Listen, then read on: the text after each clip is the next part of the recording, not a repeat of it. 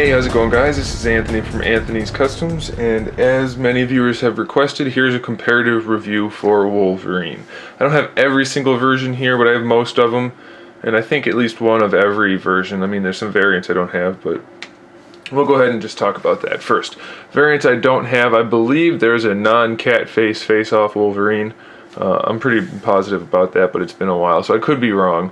And then there is a blue version of this Ultimate Wolverine, and an unmasked version of this one, and then there's a couple others I don't have, like the Tiger Stripe X-Men Classics Wolverine, the one that came with the X-Jet, a couple other variants, of course, like Ninja and Air Strike and those kind of goofy ones, but these are pretty much the basic core Wolverine figures I think anybody should at least consider getting, and that's about it. Okay, so let's talk about them. First we have, I think this one is the original release. Oh, there's also an unmasked version of this guy. That's the original release from Toy Biz, I believe.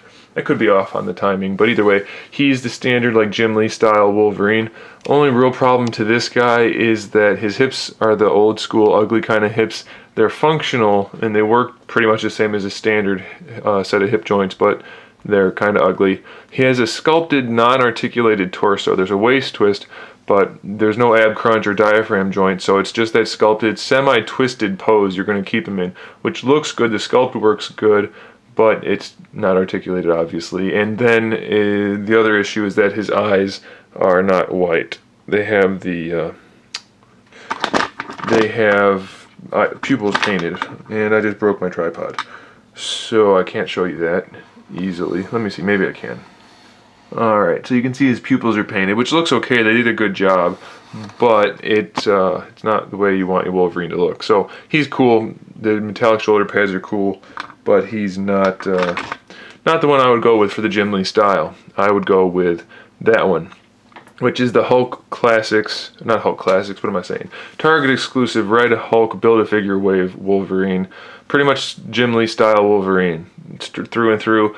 Almost exactly the same mold. Now that's a Hasbro figure, almost the same mold as the Toy Biz brown suit Wolverine. The only difference that I know of is the shoulder pads. I believe everything else is the same. They might have reworked the shoulder butterfly joint a little bit, but the sculpt, as far as the figure goes, is the same all the way around.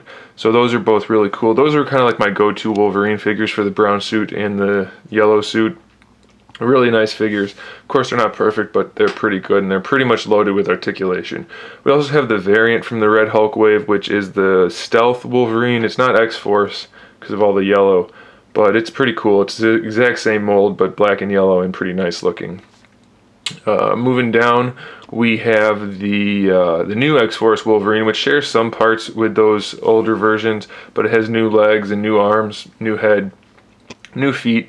Pretty much it's just the torso, but similar, nice stature, nice sculpt, everything's good about that. The metallic version is the regular release. He has non-metallic claws, and then the gray version is the Comic-Con 3-pack release, and he does have metallic claws. And the cool thing about this Wolverine, well, both of these, is that the claws are removable. And they're made out of a sturdier plastic, so they're not going to warp as much as some of the others. So those are really cool. That right there, the Comic-Con one is my go-to X-Force Wolverine. I think that's the best one. We have the Astonishing Wolverine here. He came with an unmasked head also. I mean, as a separate variant, it didn't come with it. And the head just looked too big, so I don't have that. I don't care for it. It's a good sculpt work, but the head's way too big. The figure's okay. He's short in stature, which is good because Wolverine's supposed to be short, but he's kind of lanky. He's not bulky at all. So it just looks kind of like a miniature figure, so it's kind of a bummer for me. And then the way the waist twist cuts right across the belt is kind of ugly too. But otherwise, he's good. He has all the articulation you would want, decent paint work. But I think the go-to version of that Wolverine is going to be the re-release of this figure right here. They're re-releasing it with that astonishing paint scheme. Maybe some new sculpt work, we're not sure yet, so that'll be cool. As you can see here, this is the face-off Wolverine. This is the cat version. I'm almost positive there's a normal-faced version, but to be honest, I can't picture it in my head. I just think this is that. So maybe they oh, you know what? I think there's just an open-mouth version and not a normal face. That might be what it is. I'll have to check on that, but you guys can just do a quick Google search and you'll see what I'm talking about. It's my least favorite of the standard-looking Wolverines. The body parts don't fit together very well. It's quality control on the face-off figures was generally pretty poor, and this is a good example. He's got some good attributes. His sculpt work is good on the torso, but the shoulder joints suck, the shoulder pads suck, the legs are okay only, and then of course the paintwork looks good at first glance, but it's chalky and chippy, and that's not very good. Now we have these other Wolverines, which aren't really traditional Wolverines. We have the Weapon X figure, which is really nicely done. He shares the same torso and arms as the Wolverine that came on the motorcycle. He was wearing either a tank top or a full shirt, I think, and a jacket and a cowboy hat, I think even. He came with the motorcycle. That was a cool figure, but I don't really care for it too much, so I don't have it here. But same torso minus the little peg thingies. And he's got nice paintwork for all the body hair. If you're okay with body hair, this guy's okay. He's got sculpted feet, no boots or anything. It's a nice Weapon X figure. The head sculpt is really good. The little module thingies that are connected to him are pretty good. So definitely, I'd say a must-have for a Wolverine fan. He also shares the same torso with this guy, same torso as this guy, whatever. And this guy uses the exact same body as the one that comes on the Wolverine, but he has the no shirt painted on, and he comes with a pleather jacket, which is actually pretty good. He has a decent head sculpt, so that's kind of a cool figure. These two down here are the Age of Apocalypse Wolverines. They're nice and short, which is good for Wolverine. They share most of the torso, or most of the body, I think the thighs even, and then the torso with the Toy Biz release and the Red Hulk ones, those up there. They share those parts. We have the melted face variant. He has claws on his arm. The non-melted face does not.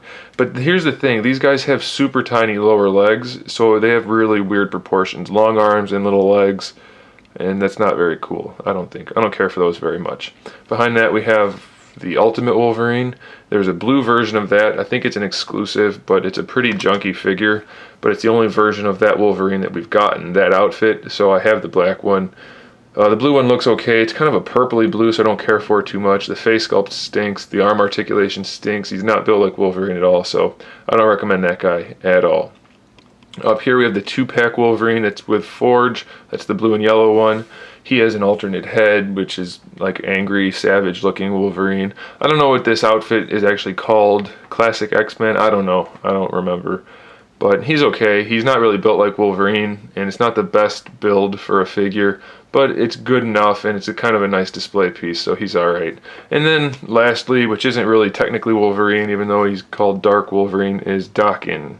Or Daken, if you pronounce it that way. I guess Daken is more correct. Not more correct, is either right or wrong, but whatever. So we have the masked version and the unmasked version. They share the same general body as a lot of the generic figures, like Big Time Spider-Man, that kind of blank body with the butterfly shoulders. It's an okay figure. He's got decent paintwork here and there, but I don't know. I'm not a big fan of that body on this figure for some reason. It's okay, but it's not the best. He has bone claws, but then he has the metal things that hold the claws in, so that's kind of weird. And I don't care for the sculpts of the head too much, but he's okay. He's definitely good enough. And he's the only one we have of that character, so if you want him, that's one you're going to have to live with. So there's my rundown for some of the most common and popular Wolverine figures, aside from that Ultimate one. You're pretty much going to be, or Ultimate and Face Off, those are the worst. Otherwise, you're going to be okay with them. They're all cool figures. If I had to pick a go-to for each outfit, for the Jim Lee yellow and blue, I'd go with that one. For the brown, I'd go with that one. I think that's the only one we have, really. For X-Force, Comic-Con is better, but that one's going to be just as good. Astonishing, don't bother getting that. I'd wait for the new one to come out, and you don't have any choice for the other ones. So it's not too much to choose from, but just know that the Red Hulk ones are pretty solid figures, and anything that shares parts with those, you're going to be pretty much okay with. So there it is, guys. Thanks for watching. Stay tuned for more figure reviews, custom figures, and other good stuff. And in the meantime, keep collecting.